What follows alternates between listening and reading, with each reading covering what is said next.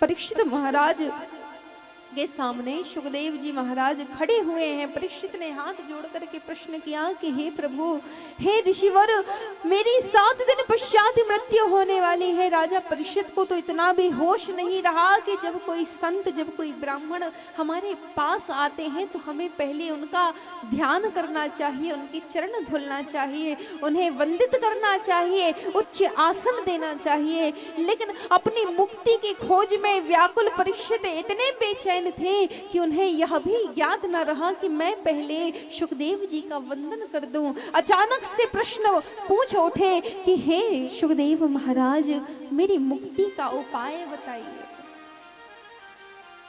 मैं 7 दिन में मृत्यु को प्राप्त हो जाऊंगा, मेरा चित्त बड़ा बेचैन है, इस चित्त को चैन दीजिए।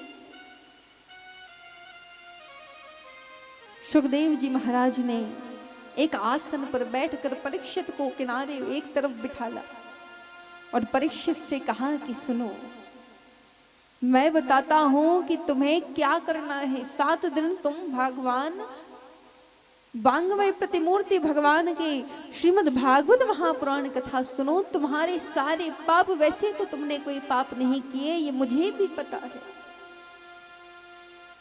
फिर भी तुमने केवल एक पाप किया है, उस पाप के कारण तुम्हें इतना बड़ा दंड मिला है। लेकिन सुनो, जो जीवन भर तुमने पुण्य अर्जित किए हैं, उन्हीं पुण्यों का प्रताप है कि आज तुम्हें मेरा दर्शन प्राप्त हुआ है।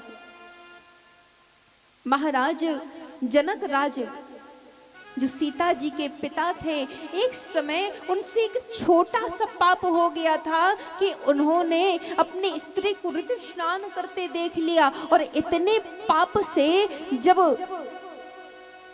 उनकी मृत्यु हुई, सो जब जनक राज जी महाराज संसार छोड़ करके गए, सो उस समय जो यमराज थे, यमराज ने उन्हें अपने साथ बिठाला एक विमान में और उन्हें नरक की यातना कराई, बड़े बड़े कष्ट दिखाए, कैसे बड़े बड़ी कढ़ाइयों में आदमी को भूंजा जा रहा है, तला जा रहा है, बड़ी बड़ी आरियों से बड़े बड़े आदमियों को काटा जा रहा है। एक साथ 100-100, 200-200 आदमी हजारों की भीड़ में कट रहे हैं। जिस प्रकार से कसाई बकरे को काटता है, उसी प्रकार से लगातार लाइनें लगी हुई हैं, जहां आदमी कटते जा रहे हैं, वापस जुड़ रहे हैं, पुनः कटते जा रहे हैं, उनके टुकड़े हो रहे हैं। जब नरकों की इतनी बेचैन यात्रा जनक जी को दिखाई, सो डर करके जनक जी ने जब यमराज से पूछा कि आखिर मुझे यह इतना भयंकर ये दुर्गति क्यों दिखाई जा रही है, क्या मुझे भी ऐसे ही कुछ सजा मिलने वाली है? तो धर्मराज